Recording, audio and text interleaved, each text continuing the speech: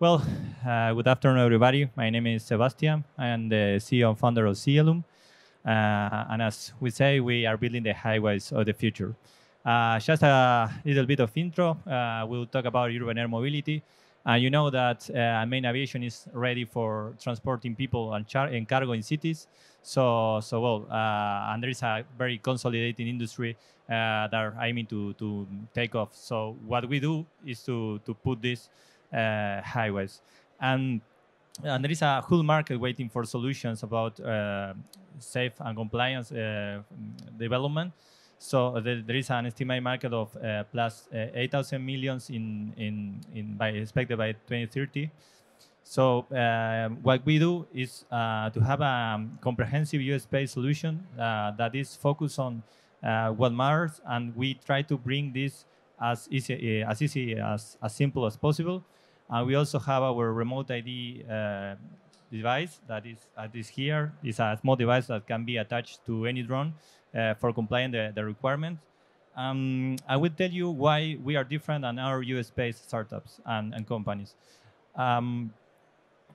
We have more than 3,000 operations managed by our UTM in Uruguay, in South America, where I am from.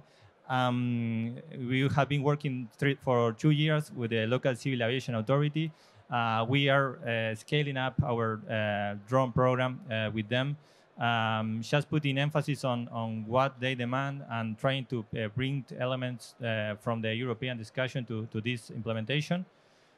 This will be launched on Saturday, but this is like an avant premiere. We will enable plus 10,000 kilometers of drone corridors for medical supplies in Uruguay. This is not about the future. This is happening now. It's about saving lives. People that receive medicine, people receive breast milk, premature child receive breast milk for feeding. This is about what's happening now. And we also are accelerating the flight permission coordination in Spain. We have an open portal. Anybody can enter there and ask a permission request coordination that could be both in the platform. About a business model that is a very hard point in US-based industry, we are building a multi-input revenue stream business model with different stakeholders like drone operators, civil aviation authorities, and logistic companies. This is about our company. We have plus 10,000 managed drone operation. We have working agreements in Spain and also in South America. And actually, our investment needs about 1 million that we will be using for business development and technical development. Our team has plus 5 years of experience, 9 specialized team members. We have been working in 20 projects in South America. We have offices in Uruguay and in Spain. And these are the organizations and customers that are working with us. Thank you very much. My name is Sebastian. You can contact me. Thank you.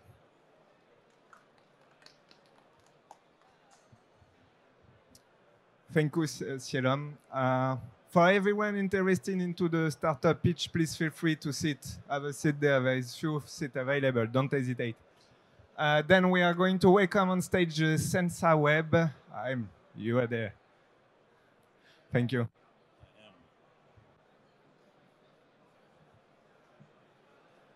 Sorry. All good.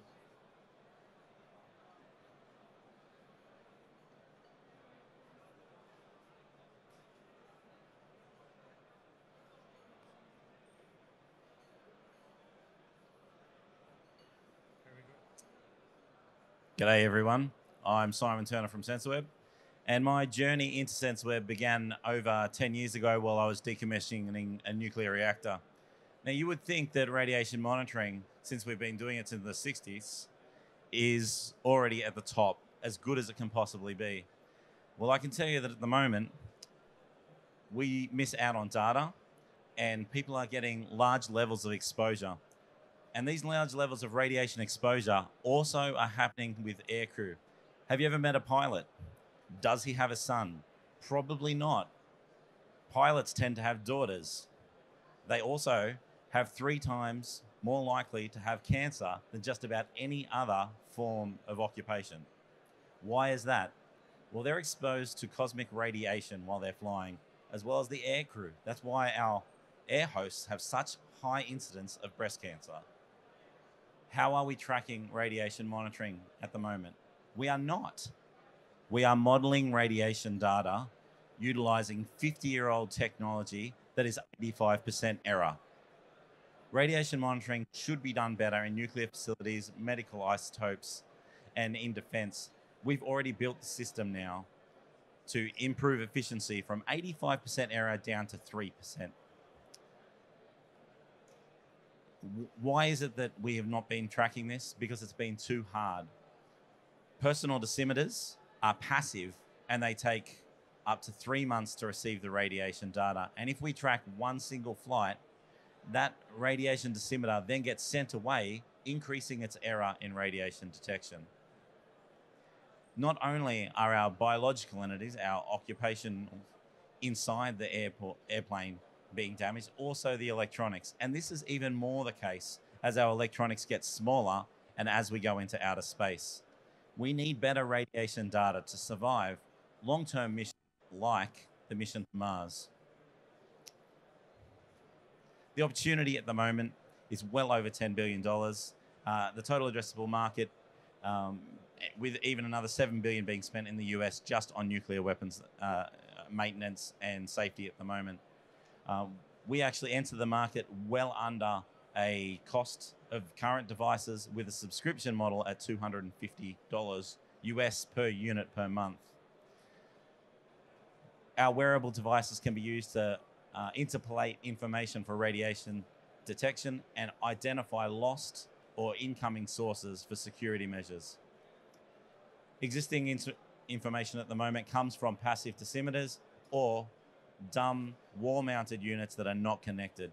Electronic dosimeters, as they currently are slow and require special equipment to get that information off.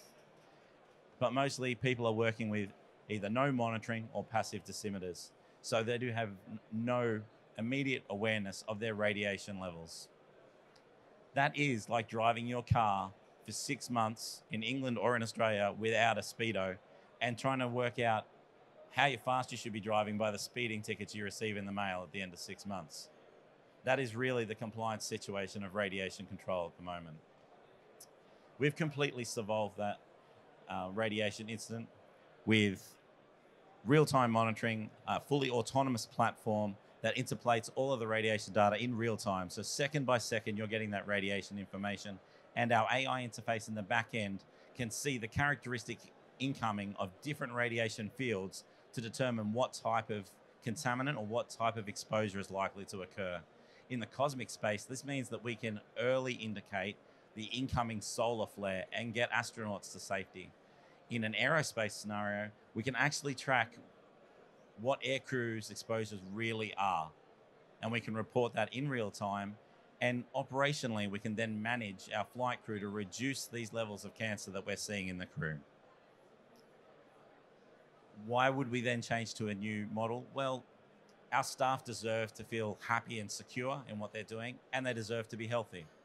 We can provide that enhanced safety and assurance while also reducing litigation and liability for the organization. So that ends up being a more improved and efficient system. When we're talking in outer space, we can actually reduce the amount of radiation shielding that's required to safely navigate our astronauts to Mars and back. We have no direct competitors at the moment. We have old radiation technology that's been exactly the same as it is since the 80s. Most people are using Bluetooth, which for this type of machine data does not have robust data capability. I've been working for 20 years in the radiation safety research space in nuclear reactors, medical isotopes, and mining. And Darren is the IT side and has brought, he's got multiple international awards for usable interfaces. So we are SensorWeb. We are moving forward to what the future of automation and radiation should be, and we can identify lost sources faster than anyone, not just in the ionizing radiation safety space. We're currently finalizing our EMF devices, and can do exactly what we were doing in the ionizing radiation space with Wi-Fi and incoming 5G technologies, as well as radar safety and MRI. All of our clients have gained the benefit of regulator support in undertaking risky endeavors, because the regulators and our clients trust the visibility of the radiation data so much that we're actually moving research forward that it would otherwise not have been possible.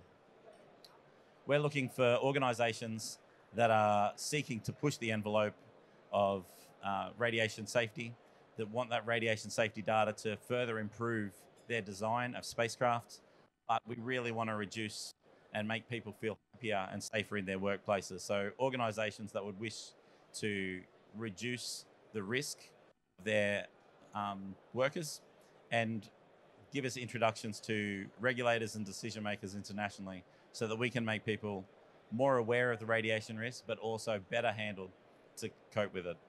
Thank you. We are SensorWeb. We are the future of radiation safety.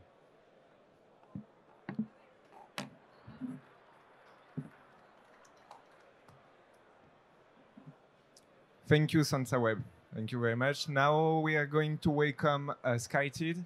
SkyTed. Sorry. Thanks, man. Attends, tu me la...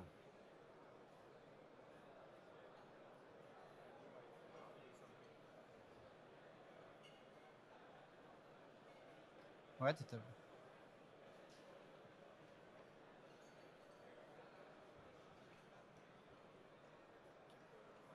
Ça marche. Hello, everybody. Sounds good. Happy to see you this afternoon. We're going to present you SkyTed. It's how to make a TED Talk in the sky during a flight. We want to work in high-density transport and to open calls in a very high-density area. Yeah, we are backed by Airbus Development. We're in technology agreement with OneWeb, European Space Agency, and we work with the ONERA, the French Aerospace Lab. Quickly, I left my job as a VP of Airbus in Singapore to answer a very simple question from a Qantas VP. How 300 passengers can make a call at the same time on an aircraft without killing each other? Because retry, he told me, we open the voice over IP in the airplanes, people start to make calls and people start to fight. So we've been dabbling with that for the last 5 years, how to make 300 calls, to make an acoustic silo into an aircraft that everybody can call without interfering with your next shoulder neighbor. Second part was Tom Enders came to me when I was in Singapore, and he said, Major Tom, hey, how we can monetize the presence of passenger on board? We try to answer those two questions now. First, 1 billion people now are connected every day. We are all on Zoom, Teams every day. Second part, $40 billion are spent in duty-free shop in the airport. There is no ancillary revenue for the airlines. So we developed this product. It's a mask that absorbs human voice sound. So when you make a call, nobody can hear what you said. We've been working with the ONERA, the French Aerospace Lab, to incorporate the silencer of an aircraft, put it into a mask, and then when you call, nobody can hear what you say. So why conf call is a must-have as of today? First, LEO satellite like OneWeb are going to bring 200 megabytes compared to the 30 megabytes of Gero satellites. Two, with SkyTed cover-up, now you can make a call without your neighbor even notice you are calling. And three, keep in mind the abbreviation of work is we are pretty much in 2019 travel habits plus 6 to 8 calls per day. So we need to be contacted full time. So we work, for example, with Teams, Zoom, and Google Meet to connect people on the airplane. How does it work? This is the SAT-to-SIT architecture. So we're going to master all this. We're going to work with Zoom and Teams to mark their traffic. So when a passenger is silent and is not making noise over his shoulder, we're going to try to mark the traffic to the mode manager. So that means his call is going to be able to go through the satellite and connect people on the ground. If you use your iPod or you're very loud, you're going to be close here. And so we have a total control of the cabin. Every passenger can make his own acoustic silo without interfering with the others. If you speak too loud, you're going to be disconnected.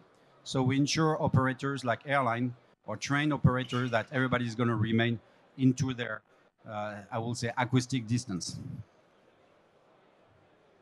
So we're now in talk with Zoom, Orange for offices, call centers, Samsung to have a private dedicated part, SNCF, which is a TGV train, who wants to, of course, to open now this mask on the train, and United Airlines, who wants where it's interesting to put that on the plane, and NATO for military application like SWAT team, who wants to be totally still when they storm into a building.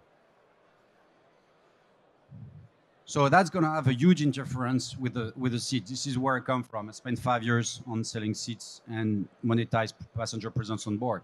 We're going to launch Interacts. That means two people will be able to connect in the plane, prepare confidential meetings, for example, without everybody noticing, talk to the ground, peer to ground, or call in-flight duty-free shop. This is how we're going to monetize this business model. Why? Because business model of the in-flight duty-free shop is now born to be I will say, set up on the airplanes. First, you have 100 million passengers who are flying premium cabins, first business or premium economy. Passengers are relaxed and captive, up to 21 hours for the Qantas flight, the famous one, which is going to fly from Sydney to London. It's duty-free, it's no stress compared to the free shop on the airport. And one website connectivity will bring now up to 500 megabytes. So we're going to have the capacity, we're going to have the time, and now we have to bring completely new service to these passengers. So we offer voice control. This is a mask. We offer the patent quiet cabin, as I explained, and we offer services. So this is how the future IFE, in-flight entertainment screen, is going to look like. You're going to be able to call, for example, Louis Vuitton assistant to call anytime to see a product, buy it during the flight, and have it delivered at the gate. So it's going to be, of course, much more sustainable, as you won't fly. Cost of weight is not going to be in the cabin. It's going to be on the ground. Two, you're going to be able to talk in online stores, buy a bag, and have it, call a clerk who is going to show it to you. Having wine experience with anybody, for example, for a Grand Chateau of wine, and be able to have a wine tour during the flight for first-class passengers, and to have private calls to call friends to ask whatever they want to have on board. So today we are going to be able to have a complete new experience, to have Zoom calls for the one who want to work, and to completely bring the passenger out of the cabin and bring him the possibility to connect anytime with the industry. This is brand new, this is patented, and this is coming from Toulouse. This is SkyTech. Thank you very much. Merci.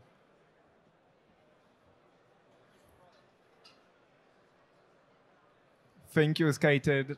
And for the one that didn't hear, this is the product. Yeah. Thank you. Now we're going to welcome on stage Menta Aircraft. It's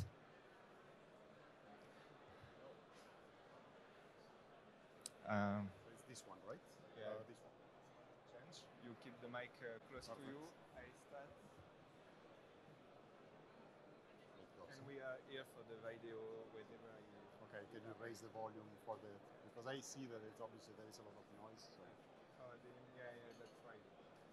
Okay. I tell him to... Hello? Okay. The floor is yours. Thanks. Okay. So Manta Aircraft, we are the developers of a hybrid electric vertical takeoff and landing. I know you have seen many of them. So this is something that maybe can show you something a bit different. But the main point is that we target long range, some 100 kilometers. We started 3 years ago with this configuration. We have already done wind tunnel testing, the digital mock-up, the simulator, and so we are proceeding with this. There is obviously interest from civil and defense industries. And let me show you the video, and then I will say just a couple of Manta Aircraft words. is here to usher in a new era of advanced and regional aviation. Join the innovative program on an extraordinary journey of challenging a status quo. First of all, Manta Aircraft unites a diverse team of experts, each with unique experiences and perspectives. This collaborative approach enables to leverage the best practices from various industries, including aircraft certifications, helicopter development, automotive, marketing, and finance. The fusion of these talents positions Manta Aircraft at the intersection of excellence, ensuring that their ideas are not just concepts but tangible realities. The problem is clear. Helicopters are expensive to use and maintain, while aircraft are confined to runways. Manta Aircraft's dream was to find a solution that combines the best of both worlds, overcoming these limitations and unlocking new possibilities. The result is a remarkable innovation that will reshape regional aviation as we know it, the long-range hybrid electric vertical and short takeoff air vehicle platform. The design choices challenge conventional norms, embracing both innovation and practicality. Imagine a winged aircraft with 8 ducted fans, intelligently placed in the fuselage and wings. This design optimization enables superior performance during lift and cruise as well. But it doesn't stop there. Manta Aircraft boldly adopts a hybrid propulsion system, recognizing the current limitations of battery technology. The engines utilize a mix of biofuel and batteries, with a clear roadmap for an evolution towards hydrogen and full electric technologies. This innovative approach sets Manta Aircraft apart, and the team is proud to see others in the industry slowly adopting their forward-thinking mindset. The advantages of Manta Aircraft are remarkable. It has engineered a solution that significantly reduces costs compared to conventional helicopters used for regional missions. Furthermore, it is not bound by traditional infrastructure limitations. The aircraft can take off and land in unconventional locations, giving unprecedented accessibility and enabling us to reach areas previously inaccessible. The team is committed to lowering carbon footprints and making a positive impact on the environment. And when it comes to performance, Manta Aircraft outperforms so-called air taxis in range, speed, and maneuverability, particularly in cruise configuration. The flight range of approximately 300 kilometers during vertical takeoff triples to up to 800 to 1,000 kilometers using a short runway of just 300 meters, showcasing the technological prowess. Manta Aircraft's platform approach ensures scalability. From unmanned drones to agile 2-seaters and optionally piloted 4 to 6-seaters, the modular design maximizes efficiency and adaptability. The go-to-market strategy is rooted in seizing the first-mover advantage. The plan is to make an early impact by addressing immediate pain points and market demands in existing markets. Manta Aircraft is focused on serving various business-to-business use cases, from experimental aircraft and defense initially to utility services like organ transportation and disaster response.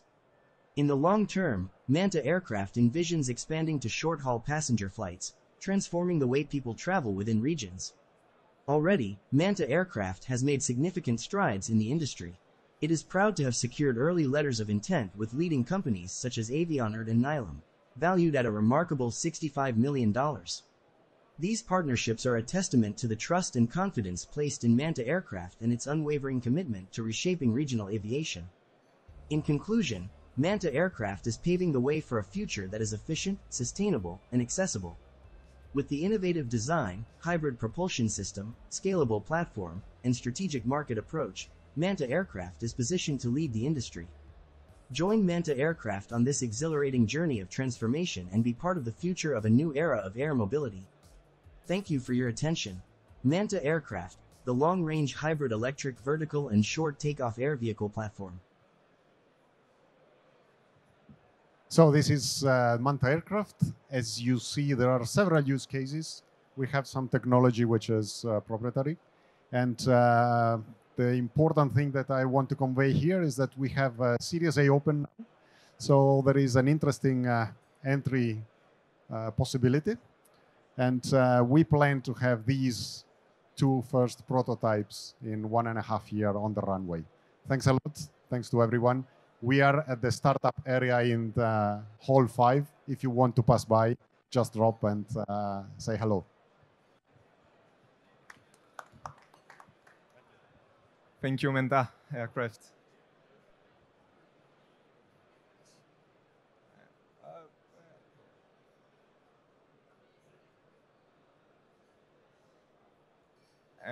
No, not yet. And now we are going to welcome on stage North Power.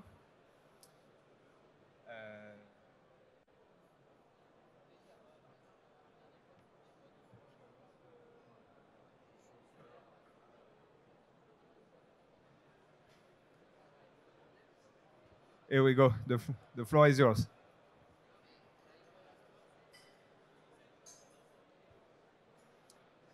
Okay. Thank you very much. Hi, everyone. My name is Benoît Rayou, and I'm the founder of North Power, which is a manufacturer of innovative electric propulsion systems to help aircraft manufacturers in their energy transition, thanks to solutions at the same time more reliable and more economical. As you know, the aviation sector is facing issues related to environmental impacts. First, this sector is contributing to about 3% of global CO2 emission. It's not necessarily a lot compared to other sectors, but we can see aviation bashing that is affecting mostly commercial transportation, but it's also affecting the rest of the sector.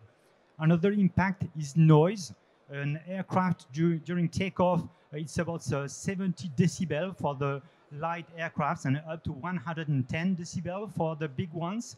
And generally speaking, some flight restrictions have to be imposed in order to reduce the inconvenience to the neighbors. And last aspect is the age of the technology. And as an example, we can see that the average age of the aviation fleet is 38 years in the US. It's in this context that North Power was created to develop some electric propulsion systems.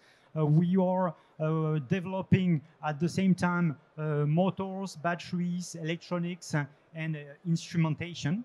Even though we are focusing right now on a system with batteries, our systems are compatible with hybrid systems as well. Of course, the advantage is that there is no CO2 emission, low noise, and also low operating costs linked to a very reduced maintenance and also a low cost of battery charging compared to the cost of gas or kerosene. In terms of market, general aviation can be subdivided in two big parts. The first one is light aviation, which correspond to the majority of the fleet of aircrafts in general aviation. And on the other side, business aviation, for which the billing is actually the highest.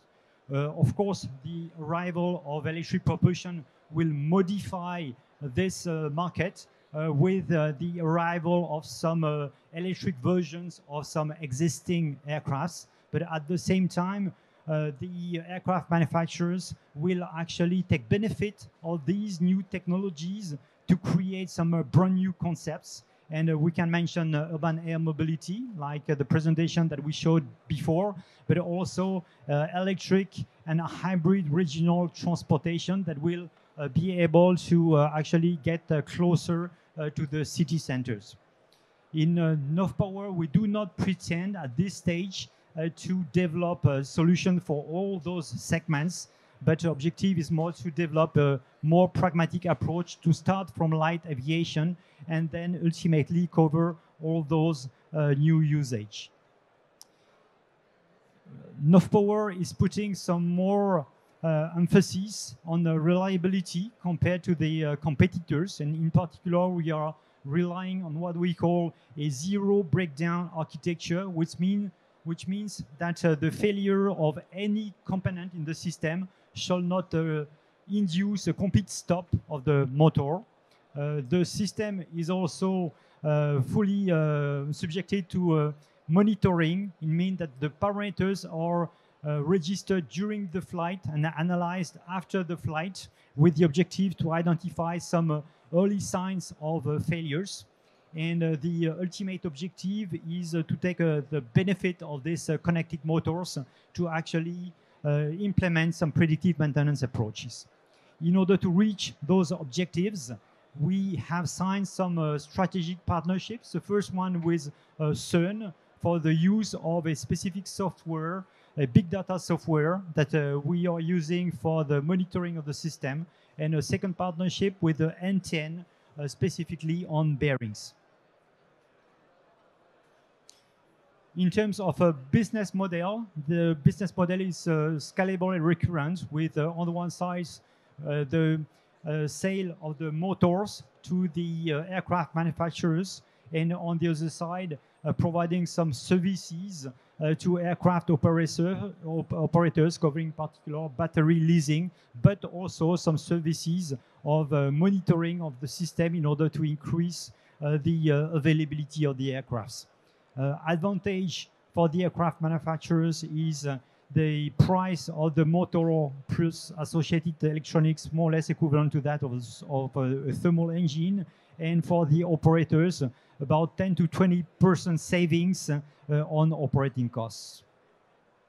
And I will finish with this picture of the Velis Electro, which is the first certified aircraft in the world, just to say that we are at the beginning of electric aviation, and we are convinced in North Power that the electric aircraft will become the standard in the next few years, with the trend compared to what we saw in the what we see in the automotive industry. In any case, the aircraft manufacturers will take benefit of these concepts to create some new business opportunities. And the objective is North Power is to become a key player in the electric propulsion system and propose to the aircraft manufacturers the products that they need to go to a decarbonized aviation. Thank you very much. And we are also exposing at Hall 4 in B140, and we will be pleased to see you over there. Thank you very much.